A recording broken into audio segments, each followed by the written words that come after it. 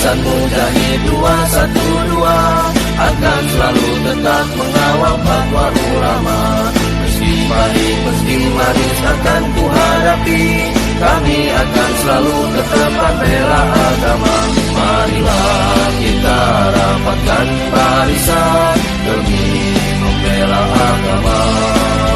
Marilah kita satukan tujuan demi menjaga ulama. Mujahid 212 siap berkorban membela agama. Mujahid 212 siap berkorban membela negara. Kami di sini. Syahid Bandung yang diketuai umum oleh Alhamdulillah Bapak pada hari Haji ini Aib kita Abdullah. sudah bisa menghadiri acara Kemudian ada deklarasi dari komunitas KAM wadah elemen yang diselenggarakan di Kita Solo Raya. Ayo, di Tugu Proklamasi Kemerdekaan Republik Indonesia, yaitu pada tanggal 18 Agustus 2020. Kami dari rombongan kami dan Apip Banten juga ikut serta dalam acara ini, yang mana ketua umum kami yaitu Bapak Buya Sidik. Alhamdulillah kami bersama dengan Ketua Umin sudah berada di lokasi ini. Terima kasih. Assalamualaikum warahmatullahi wabarakatuh. Di bawah pimpinannya Bapak Dr. Gunawan. Ke-75 ini untuk jujur melihat diri apa yang belum benar atau bahkan yang masih keliru dari negeri ini. Sebagai mantan prajurit Tentara Nasional Indonesia 38 tahun yang lalu, saat mengawali dinas keprajuritan secara sukarela, saya bersumpah, demi Allah, saya bersumpah bahwa saya akan setia kepada Negara Kesatuan Republik Indonesia yang berdasarkan Pancasila dan Undang-Undang Dasar 1945. Inilah antara lain bunyi sumpah saya yang hingga saat ini tidak pernah dicabut. Sumpah yang akan terus melekat kepada setiap prajurit hingga bunyi tembakan salvo mengantarkannya ke liang lahat.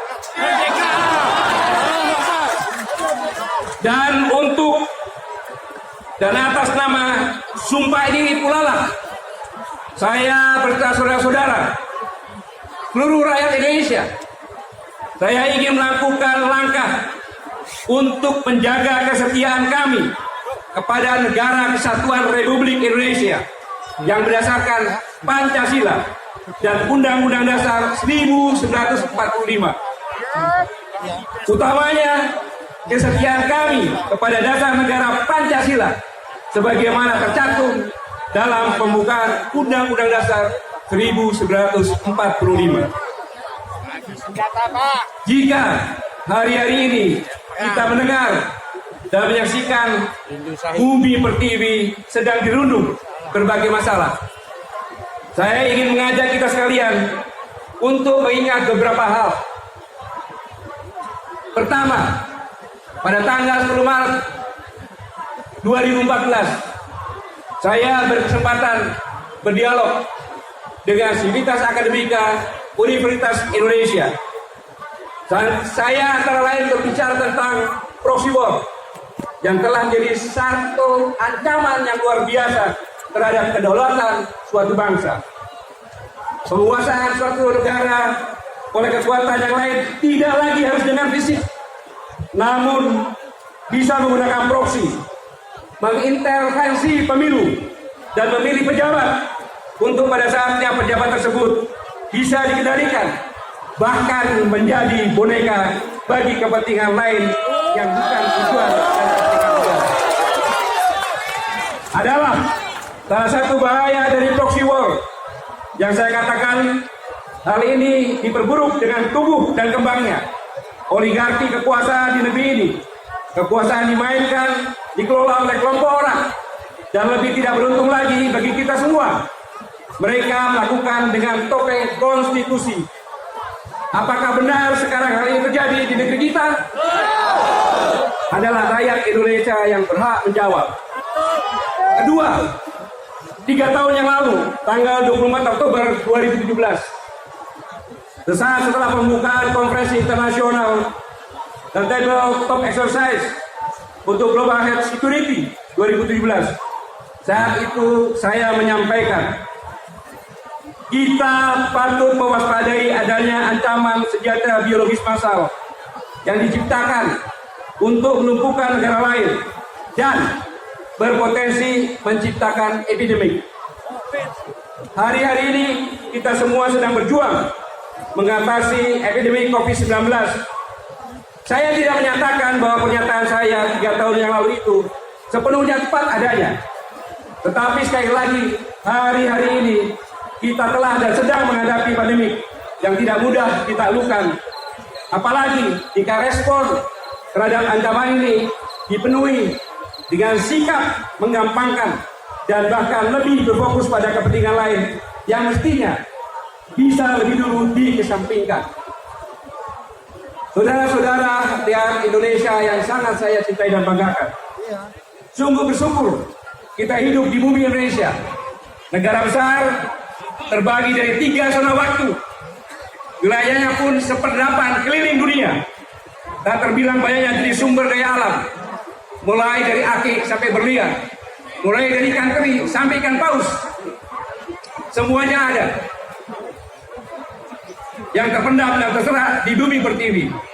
Dalam kondisi seperti itu, tentu negeri ini sangat menarik bagi siapa saja. Beribu kepentingan negara dan kekuatan lain bersilang sengketa di negeri kita. Kadang dalam sunyi, tetapi tidak jarang pula dalam keriuhan.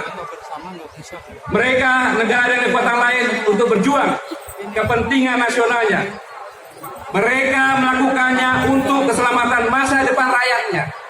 Lantas apa yang keliru?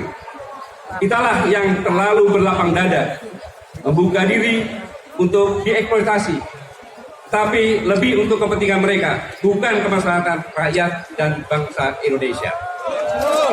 Saudara-saudara sebangsa yang terakhir, dalam semua carut-marut seperti itu, ada hal esensial yang harus kita lakukan sebagai bangsa. Perlunya kita bersatu dalam keyakinan bersama bahwa sebagai bangsa kita tidak boleh dan jangan pernah petani, nelayan, pedagang saudagar, TNI Polri, purnawirawan, aparat sipil negara, emak-emak, dan seluruh elemen masyarakat lainnya untuk bangkit bersama mengawal maklumat ini, menyelamatkan Indonesia dalam semangat persatuan, persaudaraan, kebersamaan, dan kemajumukan. Semoga Allah Subhanahu wa Ta'ala, Tuhan Yang Maha Esa, membantu dan meridhoi perjuangan kita. Jakarta, 18 Agustus 2020, Koalisi Aksi Menyelamatkan Indonesia, kami.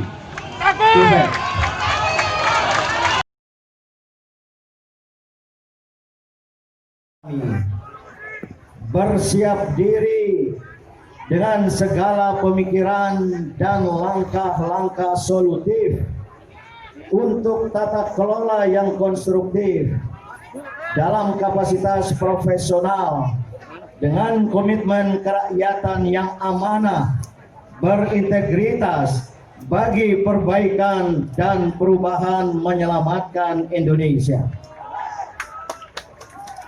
Akhirnya, Koalisi Aksi Menyelamatkan Indonesia, kami memanggil seluruh elemen dan komponen bangsa, tokoh-tokoh agama, sultan, raja-raja Nusantara, masyarakat adat, cendekiawan, seniman budayawan, guru, dosen, santri, pelajar mahasiswa, buruh, petani, nelayan, pedagang saudagar, TNI Polri, purnawirawan, aparat sipil negara, emak-emak, dan seluruh elemen masyarakat lainnya untuk bangkit bersama mengawal maklumat ini, menyelamatkan Indonesia dalam semangat persatuan, persaudaraan, kebersamaan, dan kemajemukan. Semoga Allah Subhanahu wa Ta'ala, Tuhan Yang Maha Esa, membantu dan meridhoi perjuangan kita. Jakarta, 18 Agustus 2020, Koalisi Aksi Menyelamatkan Indonesia, kami. Selesai. Tata kelola yang konstruktif dalam kapasitas profesional dengan komitmen kerakyatan yang amanah, berintegritas bagi perbaikan dan perubahan menyelamatkan Indonesia.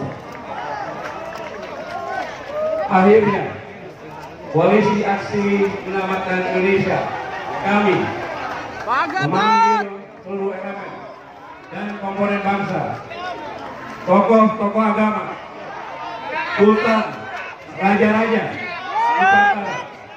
masyarakat adat, cendekiawan, seniman budayawan, guru, dosen, santri, pelajar mahasiswa, guru, petani, nelayan, pedagang saudara, TNI Polri, purnawirawan, aparat sipil negara, emak-emak, dan seluruh masyarakat lainnya, untuk bangkit bersama mengawal maklumat ini, menyelamatkan Indonesia dalam semangat persatuan, persaudaraan, kebersamaan, dan kemajemukan. Semoga Allah Subhanahu wa Ta'ala, Tuhan Yang Maha Esa, membantu dan meridhoi perjuangan kita. 18 Agustus 2020, Koalisi Aksi Menyelamatkan Indonesia, kami.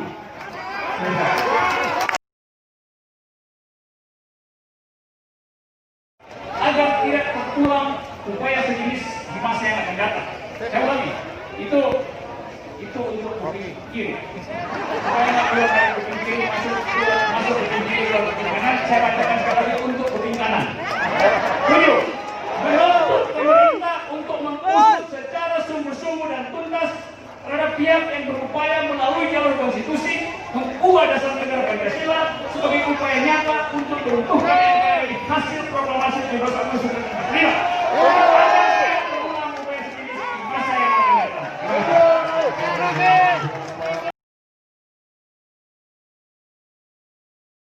Harus melindungi segenap bangsa dan seluruh tumpah darah Indonesia. Jika hal ini tidak dilakukan pemerintah, resesi dan depresi ekonomi akan meruntuhkan negara dan membawa kapal Indonesia karam. Oleh karena perlu diselamatkan.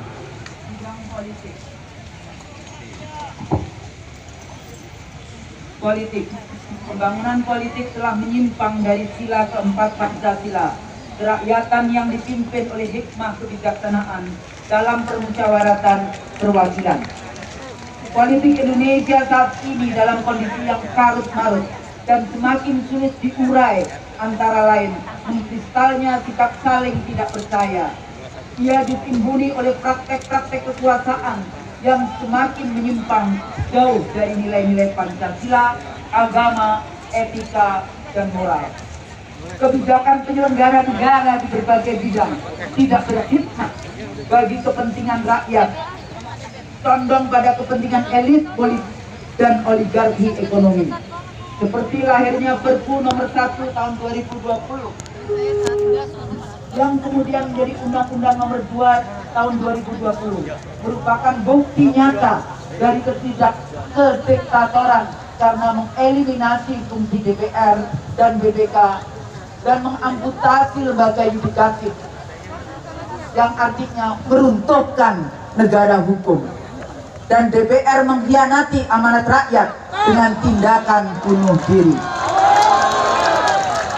Partai-partai politik dan lembaga perwakilan hadir dan berperan sebagai sekutu rezim penguasa dan pengusaha. melakukan persekongkolan jahat, melakukan kejahatan terhadap rakyat, bangsa dan negara. Ini ditunjukkan antara lain dengan adanya undang-undang yang melemahkan KPK, undang-undang Minerba yang menguntungkan segelintir pengusaha, dan RUU Omnibus Law Cipta Tenaga Kerja yang merugikan kaum buruh, petani dan nelayan, masyarakat adat, UMKM dan koperasi. Undang-undang tersebut memangkas kewenangan pemerintah daerah, merusak lingkungan hidup dengan meniadakan AMDAL dan menggadaikan tanah dan air Indonesia ke korporasi dan asing.